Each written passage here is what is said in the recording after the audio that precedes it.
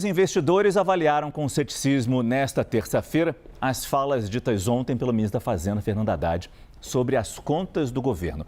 Segundo o ministro, o problema do atual nível da dívida do governo está nos juros, hoje em 15% ao ano. Eu converso com a nossa analista de economia, Lucinda Pinto, que está aqui no estúdio, para analisar o que está por trás dessa fala do ministro Haddad. São realmente os juros, Lucinda, que criam esse cenário aqui para o nosso país? Boa noite e é um prazer conversar com você pela primeira vez. Boa noite, Márcio. Eu estava aqui te esperando ansiosa aqui. Que bom que chegamos aqui. Mas, Márcio, a verdade é que o ministro Haddad, ele contou uma parte da história. É verdade que os juros castigam muito o governo, aumenta muito o custo da dívida, é o fato do juro ser muito alto. Mas por que o juro é alto? O juro é alto porque o déficit é grande. Na verdade, é uma situação que se retroalimenta. Então, o que vem primeiro, né? Então, eu acho que é importante a gente trazer essa análise de que o mercado se sente desconfortável quando vê o ministro da Fazenda tentar um pouco desviar ali o assunto. O Brasil convive com um déficit fiscal muito elevado. A gente até preparou uma tela para mostrar um pouco a proporção desse déficit. Olha, para você ter uma ideia, em agosto de 2025, o déficit acumulado em 12 meses, ele equivalia a 7,8% do PIB. Essa taxa aumentou para 8,2% do PIB em outubro e em dezembro já estava em 8,4% do PIB. A gente está falando em questão de meses esse aumento. Exatamente.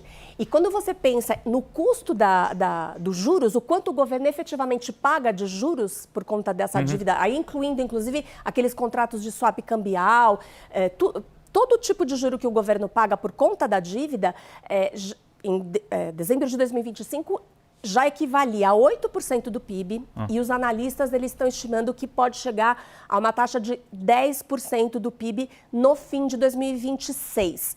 Para você ter uma ideia, tudo que o governo gasta com aposentadoria e pensões, o custo do INSS com aposentados e pensionistas equivale a mais ou menos 13% do PIB. Ou seja, é muita coisa. E o Bolsa Família, a gente fala-se tanto, é algo como 0,4% do PIB, é um percentual muito pequeno diante disso tudo. Agora, claro, por que o juro é tão alto? O juro hoje, o juro real está acima de 8% ao ano, quando você olha os contratos de mais longo prazo, que no fim das contas é o que importa, né? Não é tanto olhar ali a taxa Selic, mas é o quanto o juro longo, a curva de longo prazo indica. Mais de 8% ao ano. E esse é um problema, não é exclusivo do Brasil. Hoje mesmo, o juro de longo prazo do Japão, ele superou os 4% ao ano, pela primeira vez na história, o juro soberano japonês. Nos Estados Unidos, o juro de longo prazo também está operando ali acima de 4%. No Brasil, a taxa longa também está perto de 14%. Isso é um problema global que começou ali na pandemia e só vem se agravando desde então. A questão, Márcio, é que tem uma coisa que incomoda, é o fato do governo, de alguma forma, tratar esse assunto como se tudo isso estivesse sendo causado por um problema externo, como se o juro não fosse um problema provocado pela própria injeção de recursos, pelo próprio incentivo ao consumo que o governo vem fazendo aí nos últimos anos.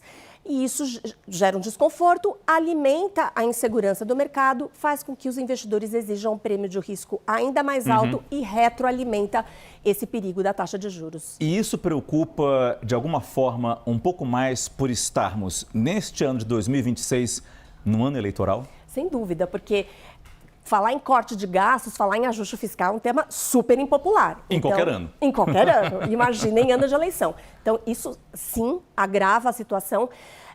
E tem uma questão, realmente, essa falta de objetividade com a questão, né? Eu acho que isso é uma coisa que, como eu falei inicialmente, retroalimenta, leva os investidores a pedirem prêmios de risco mais altos.